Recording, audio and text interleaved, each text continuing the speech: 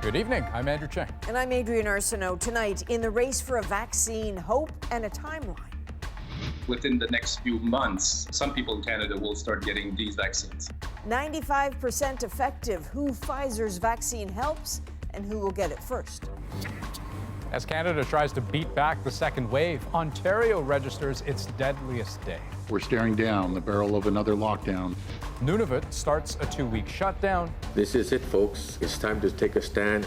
And BC's Premier calls on Ottawa to limit interprovincial travel. Also tonight, what it's like to live in a lockdown long-term care home. You are doing this to protect us. I get that. But you also didn't ask us. Plus, Marketplace investigates It's easier to bring a dog in than a case of beer. what the federal government knows and what they don't about thousands of dogs coming into Canada. It has to stop. This is The National. More than 8 months into this pandemic, it seems like the virus is harder and harder to control. The evidence is in the numbers. More than 4,600 new Canadian cases today alone in BC, another one-day record set.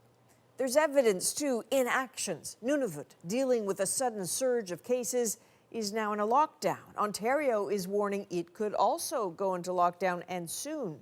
But in the midst of all that dark, there is a glimmer of light today, and it's coming from Pfizer. The company says it's just days away from asking for U.S. emergency use authorization for its COVID vaccine. And as Christine Birak explains, that comes after brand new results suggesting it is even more effective than originally thought.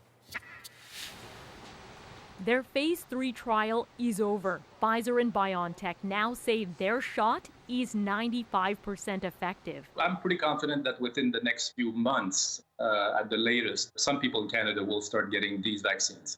In a press release, the drug maker says out of 43,000 volunteers, 170 contracted COVID-19. Most of them got a placebo. Just 8 had received the vaccine. And it was almost equally effective in people over 65, which is harder to achieve. Pfizer says it'll be applying for emergency use authorization in the U.S. within days. American healthcare workers could start receiving the shot in late December. As for Canada, the manufacturers, Pfizer and Moderna, have actually submitted to Health Canada for the rolling regulatory approval, which is great. It means they can supply data as they get it, and we can review it very rapidly. So I think we need to be patient. Researchers say no leading vaccine maker has publicly released its safety data yet. If there is side effect that we start seeing, it needs to be well managed and not have people see their hope shattered. We're actually positioned better than just about any other country in the world in terms of access to a robust portfolio of vaccines. That portfolio currently contains 7 vaccines, including one made in Canada, which is now entering phase 2 trials. Unlike Pfizer and Moderna's gene-based vaccines, Medicago's vaccine mimics the coronavirus. It shows the immune system what to look for on the outside, but inside it's empty and can't cause the infection. The government has also pre-ordered a leading vaccine out of the UK. Detailed phase 2 trial data for Oxford's COVID-19 vaccine is set to be released tomorrow. Christine Birak, CBC News, Toronto. So if Health Canada does approve these vaccines, what comes next? What's the plan to get them to all of us? We will work out with provinces and territories as we have with other things like personal protective equipment, rapid tests, a ratio or sharing approach that will work to ensure that all Canadians have access to viable and safe vaccines. But details on the plan, however, came today from Ontario's Health Minister Christine Elliott, saying that Canada expects to receive 4 million doses of the Pfizer vaccine and 2 million from Moderna between January and March.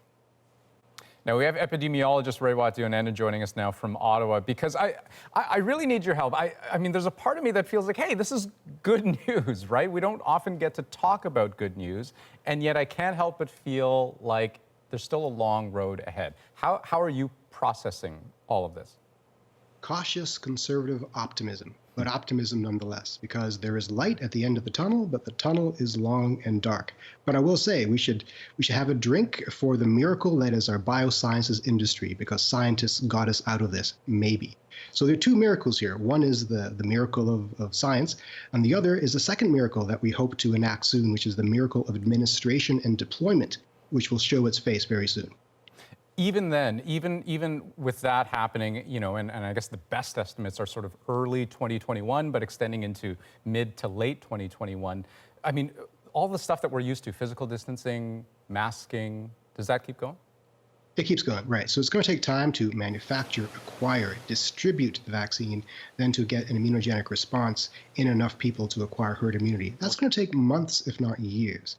So by this time next year, I think we're still going to be wearing masks and keeping our distance, but we won't be afraid of this disease, and the end will be in grasping sight.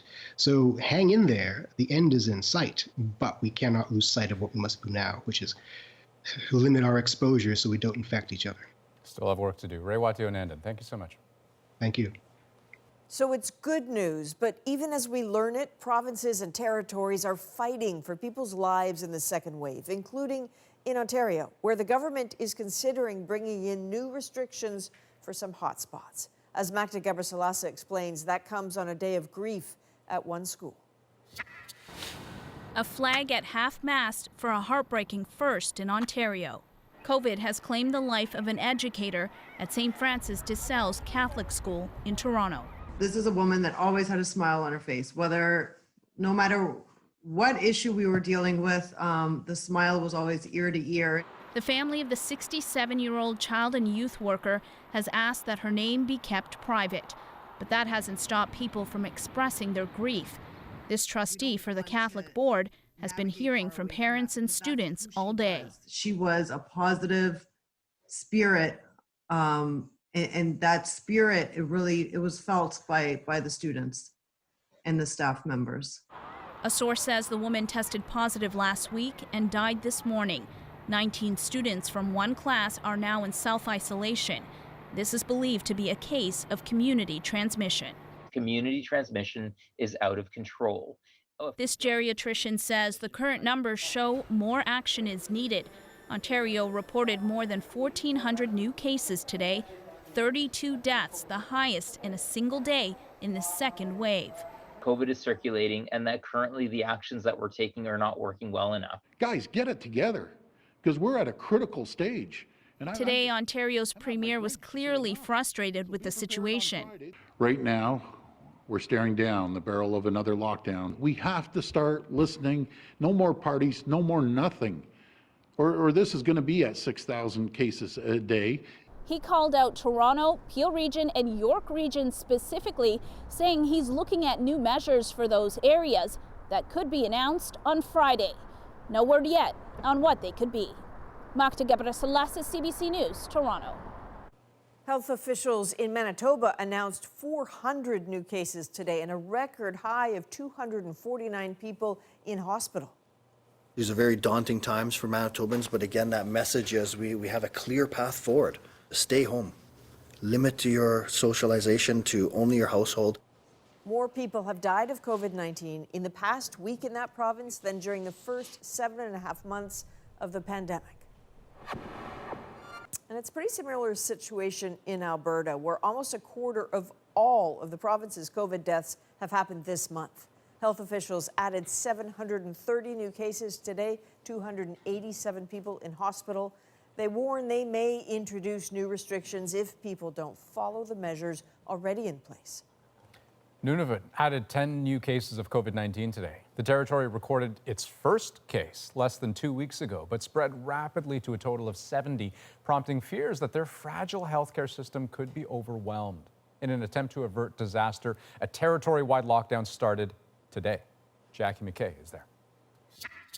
This is it, folks. It's time to take a stand and fight against COVID-19. Officials in Nunavut say the situation is critical. Resources are stretched and the territory's healthcare system is reaching its limit. If there's more cases, our ability to manage it is going to depend a lot on the size of the outbreak, the size of the community, and how much work is needed to get it under control. The virus has now spread to 4 communities, and contact tracers are racing to catch up. Today, a 2-week lockdown began to try to avoid overwhelming Nunavut's small, isolated healthcare centers, ill-equipped to handle severe cases of COVID-19. You need higher level care, like being intubated, being on a ventilator, being in ICU. Of course, you need to go south, and sometimes arranging for that to happen and that happening quickly can sometimes be a barrier, to getting the proper treatment on time. So far, Nunavut has not asked for help from the federal government, but the health minister says they're in constant communication and federal help is available. We don't want to have to go there, but if there was a need, in fact, for the military to come and give us support, that they would be able to go to that extent. One person has been hospitalized in Winnipeg. They've since been discharged. The epicenter of the outbreak remains the hamlet of Arviat, but the spread to even smaller communities is concerning, places like Whale Cove. The mayor there is trying to keep people calm. I'm trying to recommend that the community should not panic and not visit, or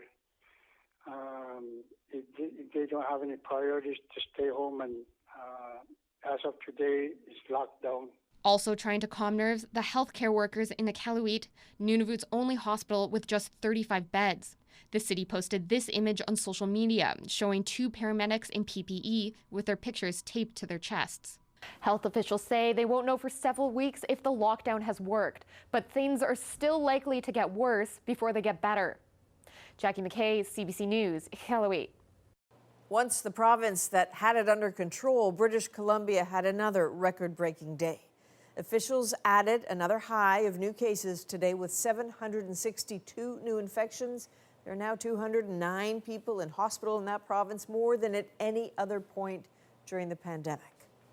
The government of British Columbia has already asked people not to travel between regions inside the province. But as the numbers continue to rise, Premier John Horgan is thinking bigger. He is also asking Ottawa to ban non-essential travel between provinces.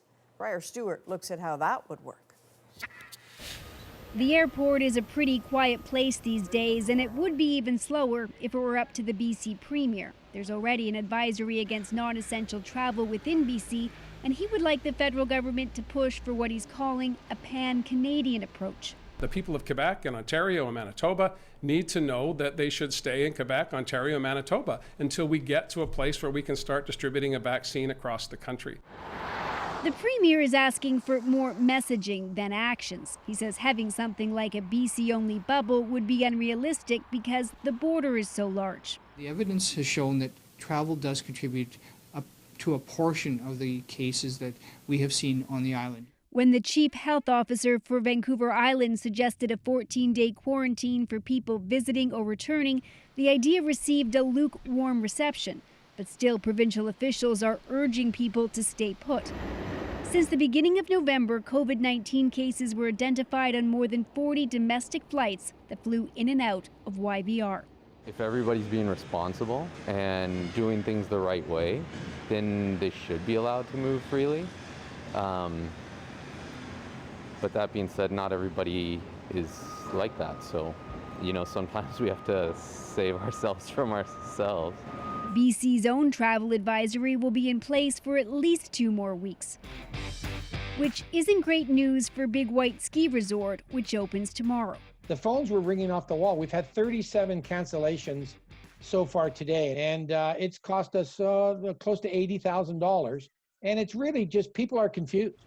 BC is scheduled to give an update tomorrow, and it's possible that the restrictions here could be extended. As for the federal government, officials didn't have much to say on that proposed Canada travel plan, just that they're working with all of the premiers to manage the health crisis. Briar Stewart, CBC News, Vancouver. And Vancouver's mayor says he wants his city to be the first in Canada to decriminalize the simple possession of illicit drugs. The pandemic has exacerbated overdose deaths across the country. 2020 is on track to be the worst year on record for Vancouver, with 328 deaths so far. Mayor Kennedy Stewart says he is preparing to table a motion next week. If it's passed, the city has to ask Ottawa for an exemption from the current drug laws. Well, terrible milestone south of the border tonight. 250,000 Americans have now died from COVID-19. And as the case numbers continue to rise, their border with this country will stay shut. CBC News has learned that border crossings between Canada and the U.S. are staying closed to non-essential travelers until at least December 21st. It's been that way since late March. An official announcement is expected next week. Canadian airspace will also remain officially closed to the American-made Boeing MAX 8 airliner. The plane was cleared to fly by U.S. regulators today, nearly 2 years after a pair of crashes killed hundreds. But as Katie Nicholson tells us, for some of those left behind, the clearance comes far too soon. When this 737 MAX plunged into the ground minutes after taking off from Addis Ababa, it took Paul Jaroge's wife, 3 children, and mother-in-law with it. I can tell you that I sunk into a chasm of desolation and a lot of pain. More pain today after hearing the planes are cleared to fly again. For them, it's all about making money. It's about business. For us, it's about the loss of humanity. The FAA says Boeing fixed the flawed MCAS software problem that overrode pilot controls to force the plane's nose down, and it has promised new pilot training. I can tell you now that I am 100% comfortable with my family flying on it. But trust has been lost. A U.S. congressional report found there weren't just problems with the aircraft's design. There was also a culture of concealment at Boeing and a failure by the FAA to oversee the aviation giant. I think the FAA has taken quite a hit here, and they realized that they were too cozy with the manufacturer, and they realized they had to create some more distance and more oversight. And I believe that has happened. Transport Canada usually falls in lockstep with the FAA. In a statement, Minister Marc Garneau says it will soon finish its own review of the plane and that there will be differences between what the FAA has approved today and what Canada will require for its operators, like additional procedures on the flight deck and pre-flight, as well as differences in training. Until Transport Canada officially clears the plane, they'll be banned from Canadian airspace. It's all a hard sell to those who lost so much. We cannot trust them. A message he and other victims' families will bring to Ottawa next week when they testify before a transport committee. Katie Nicholson, CBC News, Toronto. Our colleagues at CBC Marketplace have an update to their investigation into the booming business of overseas puppy mills. Thousands of dogs have been flown into Canada, filling that pandemic puppy demand. But as we've reported, many arrive carrying disease. And as David Common found out, the federal government isn't tracking these pups. At the country's busiest airport, a lucrative cargo just arrived. David, anybody else on the radio? Yeah, I'm in the parking lot just above the Turkish cargo. Inside those crates, up to 70 puppies arriving from Eastern Europe, part of a regular trade worth millions of dollars. It's easier to bring a dog in than a case of beer.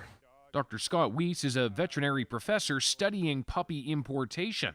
Do you know how many puppies come into this country? Well, we know it's in the thousands. How many thousands is it? We just have no idea. And neither does the federal government. It clears those puppies on arrival, but has no database to know who imports them or how many even arrive. They're often listed online, selling for thousands of dollars. Sorry, where did she come from? She's from Ukraine. We took our hidden cameras to see who is selling, amid alerts from veterinary experts that imported dogs often carry parasites, viruses, and other life-threatening conditions. Is it healthy and everything? Yeah, like custom cleared him. Them like, you have to like visit the vet like at the custom. Well, it cleared all the Canadian rules, and it got through customs without realizing that there really aren't any. The dog was alive. That's pretty much the bare minimum to get through it. And that, says Dr. Weiss, needs to change. Abby. Professional dog handler Abby Lorenzen, who witnessed 38 dead dogs arrive on a flight to Canada this summer, wants the feds to take action. These mass importations of animals for resale for nothing but the almighty dollar, it has to stop. The CFIA, which regulates animal imports, says it's up to the buyer to ask key questions to avoid supporting puppy mills. Back in July, they paused the import of puppies under 8 months of age from Ukraine and say there have been no significant transport incidents since that ban. David Common, CBC News, Toronto. You can catch the full CBC Marketplace investigation on Friday. Tune in at 8 p.m. Eastern, 8:30 in Newfoundland on CBC Television, or stream it on CBC Gem. New restrictions coming down in Saskatchewan tomorrow will suspend visits to long-term care homes. Our lives are just so limited. You have no say. Up next, 2 stories about the unintended consequences of lockdowns. I'm terrified that I'm going to lose the help that we're currently getting. Lessons from Thanksgiving ahead of this holiday season. What you need to know to plan a safe Christmas. Our panel standing by. And later, saving Rockefeller. This little owl popped out and he grabbed it. The famous tree that came with a surprise. We're back in 2.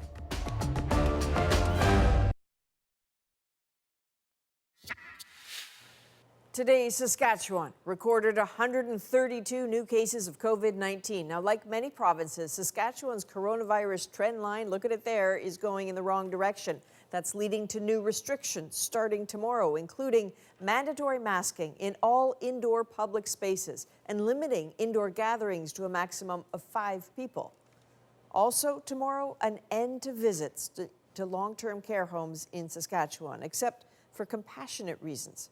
Well, tonight, we are hearing from a woman who lives in a long-term care home about how difficult the isolation has already been. Bonnie Allen has her story. What was once a cozy room now feels like a prison for Chelsea Dreher. She fears the new visitor restrictions will only make it worse. The 32-year-old's mental health is fragile. Every day, I feel myself slipping more and more. It's like you're hanging on to a pole and it's been greased, and it's harder and harder for you to hang on to it. Dreher has lived at this long-term care home in Regina for 8 years. She was born with cerebral palsy, then as an adult suffered complications from a back surgery and requires specialized care. But she had plenty of freedom before the pandemic. I was going home like at least once a week. I had friends come and visit me. I went to movies. I went to like activities that they offered here. Then in March, a complete shutdown and almost total isolation for months. And I had a very messy mental breakdown. Dreher is blunt. By late July, she lost hope. I got caught Googling ways to kill myself, and I was planning everything out and writing letters and notes and being like, you know, I'm sorry, but I couldn't cut it.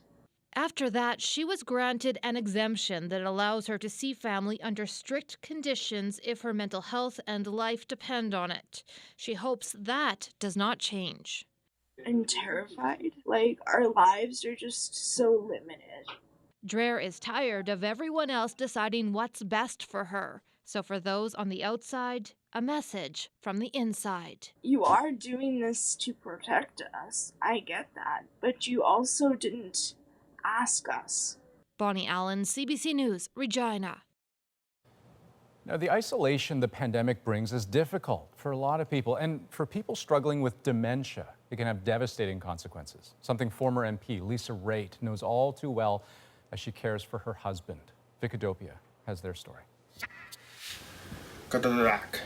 Moments of disorientation and incoherence are becoming more common for Bruce Wood. So is hostility. Oh, fuck off. It was a bad summer.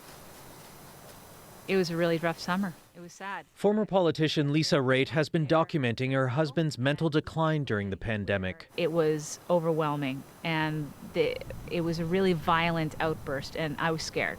Anything else good for the day? Wood has young onset dementia. Raitt says getting timely medical care and support is harder these days, yet she's managed to get help at home for him for now. So when I see the cases creeping up again and the numbers, I'm a little bit worried. I'm terrified that I'm going to lose the help that we're currently getting. The Alzheimer's Society has convened a special COVID-19 dementia task force. It's made up of doctors and researchers across the country to track the effects of canceled programs and isolation on patients to prevent another kind of crisis. The group is seeing troubling signs: more TV watching, more sleeping, less human interaction, fewer stimulating activities. The early research is showing that yes, it has, in fact, caused a faster decline, and so higher dependence on caregivers and supports. We are going to rip you up and flush you down the toilet. Welcome, everybody. It's not the first thing that comes to mind when we think virtual healthcare, but these videos are intended to elicit new brain activity in dementia patients with stimulating visuals, sounds, and ideas. It's how one research hospital has replaced patient programs it had to cancel, and it's promising. They're focused, they're engaged, their mood goes up, and it's a quality experience for them. Yes! Lisa Raitt says she's trying to make the most of her husband's experiences on her own to stop him from slipping away. Vic Adopia, CBC News, Toronto. So those are two very personal stories we really appreciate people sharing with us tonight. And when we come back, it is pretty clear the holidays will be different this year. Just ahead, what a safe Christmas means for you and your family. From Thanksgiving lessons to the risks of travel, we ask our panel of experts how to plan for more uncertainty.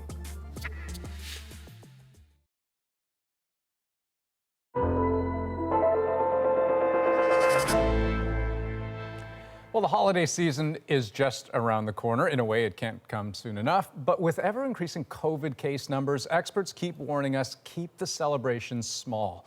Even mall Santas are waving to children from bubbles this year. Sign of the times. And we know from the last major holiday just how much rides on what we do in the coming weeks. So if you have any questions about COVID, family, and the holidays, we've got infectious diseases specialist Dr. Lenora Saxinger and epidemiologist Rewat Deonandan joining us to guide us through this. And Dr. Saxinger, I mean, we've had this conversation before, right? Right before Thanksgiving, we now know the aftermath was that COVID cases continued upwards, but what is unclear to me is whether Thanksgiving played an important part in that or if cases were simply going up anyway. What do we know? I think in a lot of places there had been a number of epidemiologic indicators that had started to increase even in late September, early October. But really the Thanksgiving effect seemed to potentially accelerate that. And even some of the medical officers of health mentioned that when they were contact tracing new cases in the weeks following Thanksgiving, that many of them had had family gatherings. And the other thing that we've seen is that around that time, we started to see spillover of cases from younger people, and their kind of 20 to 40 age range was the major age affected for a lot of the summer and early fall. And we started to see spillover into older people around that time and consequent increased hospitalizations and ICU stays. So I don't know if it's watertight, but it's extremely suggestive that Thanksgiving was an accelerant, basically. So then, Rewat Deonandan, I mean, what would be the cost of carelessness this Christmas in the sense of, I mean, you know, what lessons did we learn from Thanksgiving that might inform how we think about this upcoming holiday season? We learned that national holidays are really bad for controlling infectious disease epidemics, right? So what we learned as well is there's an opportunity here to redefine what that holiday is. Back in Thanksgiving and Halloween, we asked ourselves, what really is Halloween and Thanksgiving? Now, what is Christmas? What are the holidays? Is it an opportunity to go to the mall and do a lot of shopping? Is it Santa Claus parades? Is it endless office parties? Or is it quality time spent with a small number of close loved ones? Is that how we're going to spend the time? We also learned that it's possible to do these things remotely if you can, and many people can. So it's an opportunity to question what we want out of a holiday and what we're willing to sacrifice to keep society functioning. Right, but you know, you guys don't need me to tell you it's not easy, right, to make that kind of choice. And Dr. Saxinger, I mean, here's a question that we received from Diane Pelletier in Edmonton. My father is 89 and lives alone, about a 2-hour drive away. If we both self-isolate for 14 days prior, would I be able to visit him over Christmas for a few days without risk? What do you say? No, that's exactly the kind of heartbreaking situation that makes people really, think that it's not worth it to do all the prevention. But You know, there's an important point here. She mentions, you know, if I self-isolate for 14 days, can I do this with no risk? I would say we can never say no risk right now, but we could potentially say fairly minimal risk, and that risk might be acceptable to both her and her father. Sure. To have that Christmas togetherness. And so we look at, you know, who are you going to be with? Where are you going to be? How can you manage the risks? And particularly if you are in a position to be able to quarantine yourself pretty strictly for 14 days prior to seeing others, that would really increase the safety of any gathering significantly. So it's always going to be a trade-off, but to me, that sounds like one worth discussing. You know, speaking of mitigating risk and trade-offs, we heard BC's Premier call for a coherent nationwide approach to travel. Have a listen to what he said. We need a pan-Canadian approach to travel. We need to make sure that people in Coquitlam are living under the same rules as people in Chicoutimi. We need to make sure that those who want to come to British Columbia must only do so if it is essential for their business or their well-being. Raywat, what should people consider about traveling this holiday season, no matter how the federal government responds to that kind of a request? Well, it's important to remember that the places in the world that have done a good job at containing COVID have restricted travel to some extent. At the very least, they've monitored their borders. When it comes to individual choices, especially around the holidays, don't travel. If you've got that choice, choose to stay put. If you must travel, avoid opportunities for exposure. For example, drive in your own car if you have that opportunity rather than taking the bus. I know some people haven't got that choice, but do so. If you have to fly, choose a shorter flight. Your chances of exposure increase dramatically if the flight is longer. And frankly, it's getting to the airport and being in the airport and getting on and off the plane that's the problem, not so much the flight. Right. So in other words, just don't travel if you don't have to, but if you have to, just minimize your exposures. Dr. Saxinger, one last thought from you. I've got about 30 seconds left on minimizing the risk for those people who do weigh the risks and decide, you know what, I still want to get together with my loved ones. What's some helpful advice?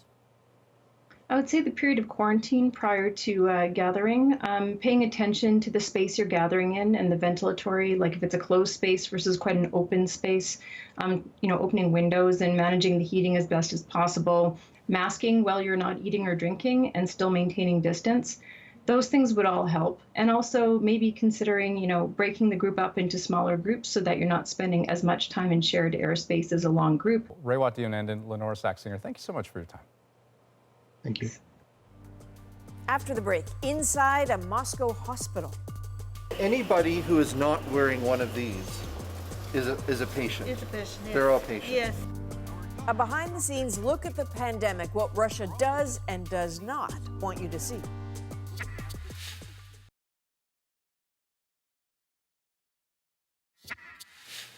We live in a much different world than we did 8 months ago when the COVID-19 pandemic exploded around the globe. Tonight, there are 56 million recorded cases, more than 1.3 million people dead, with some of the world's greatest powers among the worst affected.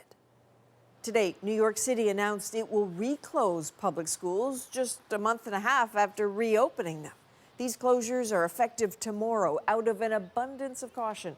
And this is happening after the city's COVID testing rate hit a positivity rate of 3%. That is a critical threshold there. We need our community to pause for 6 days.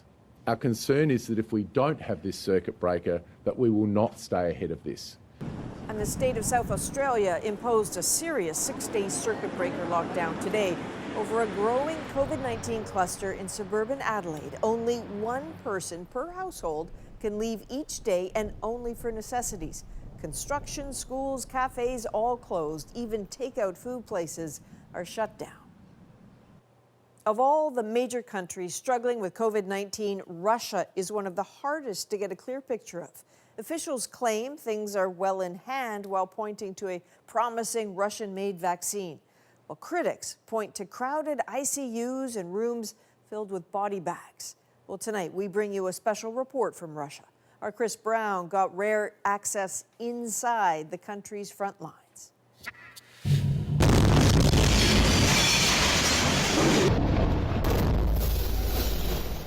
A few weeks back, a thunderous explosion destroyed a hospital for COVID patients in the Ural Mountain city of Chelyabinsk. oxygen tanks blew up. Remarkably, no one was killed, but it was yet another embarrassment for Russia's cash-starved hospital system. The health ministry says 90% of beds in the country are now full. We've reported on patients being treated in stairwells and bodies overwhelming morgues, so we asked to get inside a hospital to see the conditions for ourselves. This is where we were brought. It's a convention center in northern Moscow, the size of an airport hangar, transformed into an enormous COVID ward. No sign of a collapsing system here. It's just on the other side of the door, the so-called red zone, and we're going to have to get sealed up tight. Many hospital workers have complained about the lack of personal protective equipment, but these shelves were stocked, and there were plenty of people to ensure not a germ got inside of our suits. It's pretty hot, but you really are sealed up. There's no question about that. Beyond what resembles a space station airlock was the COVID ward. The day we visited, there were 700 patients here, but there was room for more. Anybody who is not wearing one of these is a patient. It's a patient, yes. They're all patients. Yes. Our guide is Dr. Katerina Popova, a neurologist by training who has quickly pivoted to looking after COVID patients. And all of these people, how sick are they? Very sick? Little bit sick? No, very sick. Very sick. Yes. Have trouble breathing? Yes, they have some problems with breathe. Yes, some problem with temperature, high temperature. High fever? Yes. Many needed oxygen, but more than that, they seemed to be in a state of shock that they were even here. This is Ramil from Moscow. Но не ожидал такого. Думал, такого не будет. Верил, но думал, может, как-то легче все это проходит. Но у меня что-то очень тяжело. For another patient, Mikhail, it was physically exhausting even to say a few words to us. He believes he got COVID on the city's metro. Думал, как грипп. И как вот? Тяжелее.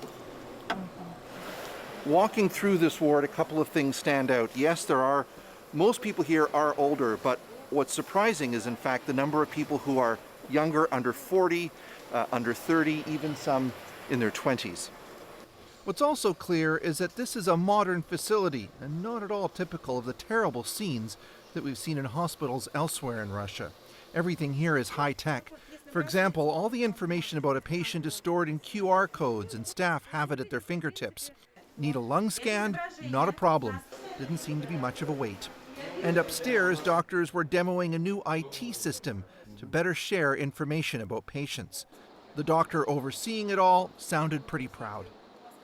Койками город обеспечен, у нас есть места для госпитализации пациентов, у нас полностью есть обеспечение и компьютерной диагностикой, и препаратами лекарственными, и всеми обследованиями, которые положено делать. Медики устают, скажем так, но они работают, и никто не жалуется, все спасают жизни людей для того, чтобы побыстрее пандемия наша закончилась здесь у нас в России.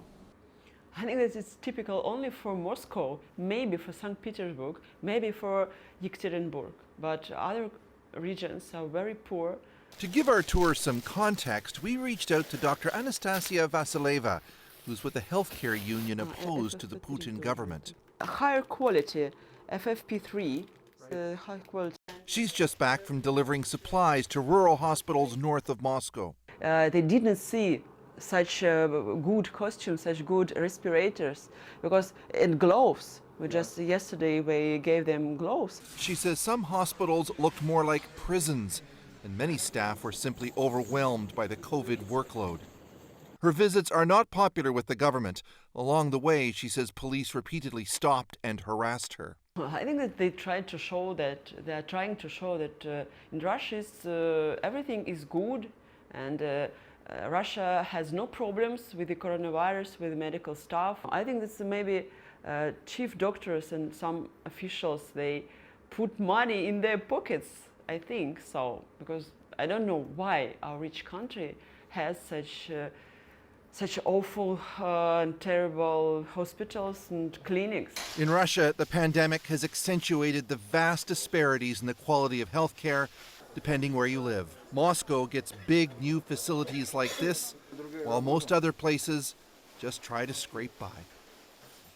And Chris Brown is with us now. So Chris, can you walk us through the access process in Russia? Because that was fascinating.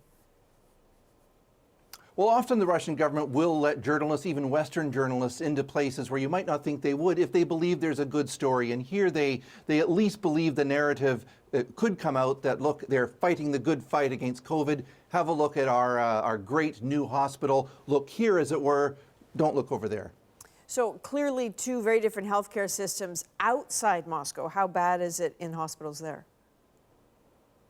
Well, it really is the whole story of Russia in a nutshell. You have the center of economic, political power in places like Moscow and St. Petersburg, and everywhere else kind of gets the leftovers. And so the pandemic really has, accentuated that divide, and it's coming out in healthcare. We've done lots of stories. We're hearing stories almost every day of doctors in rural areas complaining about the lack of medicine, complaining about being overworked. We've heard of, and seen pictures of morgues full of bodies, 30, 40 of them in hospital corridors, simply because there aren't enough doctors, in places to do these autopsies.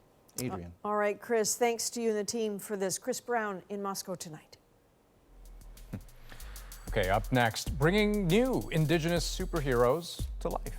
My phone pinged, and I looked at it, and it said, want to draw a Marvel story, an email, and I thought someone was pranking me. How Marvel is changing its strategy thanks to an Indigenous creator.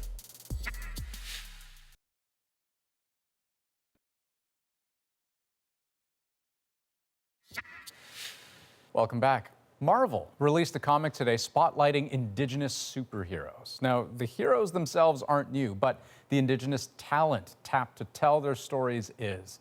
Rafi Boudjikanian shows us how one Edmonton artist got involved and his push for further inclusion in the mainstream comic book world. I look at a character with, trauma in her past. Cree artist Kyle Charles is a big fan of Danny Moonstar, a Cheyenne Native American superhero in Marvel Comics. The Edmonton-based creator from Whitefish Lake First Nation has been drawing comics for years. My phone pinged, and I looked at it, and it said, want to draw a Marvel story, an email, and I thought someone was pranking me. It was no prank. One of the biggest publishers took notice, wanting to showcase Indigenous superheroes, their adventures presented by Indigenous storytellers. If we want it done properly, we have to do it ourselves. I don't want to sit on the sidelines while somebody else, scores touchdowns using our stories and our culture.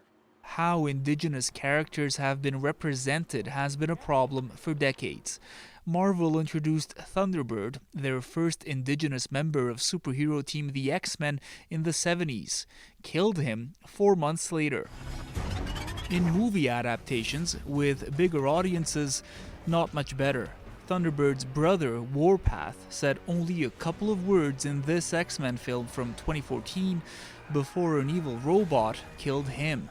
We need to have more Indigenous graphic novelists in mainstream institutions.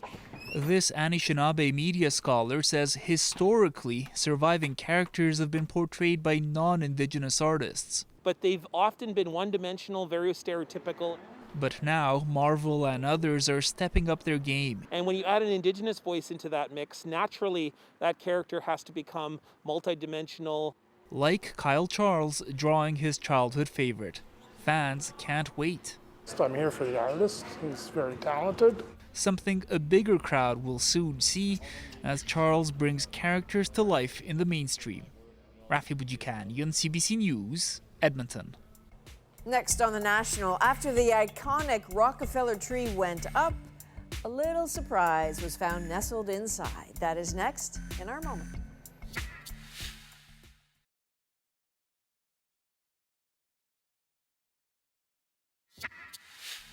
So the Christmas tree at Rockefeller Center went up this week, but this year that tree has received a bit more attention for its appearance than usual because basically it looks as ragged as we all feel. But there was a surprise tucked inside that tired tree, and the story behind it is our moment. I got a phone call from a woman who asked if we did rehabilitation on owls. And I said, yes. And she said, well, I don't have the bird, My husband has it, and he's at work. He's setting up the tree in Rockefeller Center, and this little owl popped out, and he grabbed it, and it didn't fly away. So they really felt that it needed to see a rehabber. And I looked in the box, and that's what I saw, that little owl at the bottom of the box looking up. He was bright-eyed and aware, and the name just had to be Rockefeller. He's this, 5 inches tall. It was just perfect. I said, oh, yeah, he's got to be Rockefeller.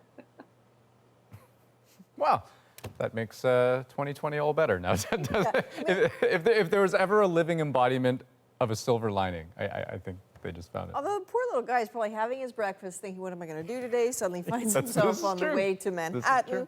But he saw a vet. He's all good. He's going to be released soon. And yeah, there you go. Good for him. That is a national for November 18th. Good night. Good night.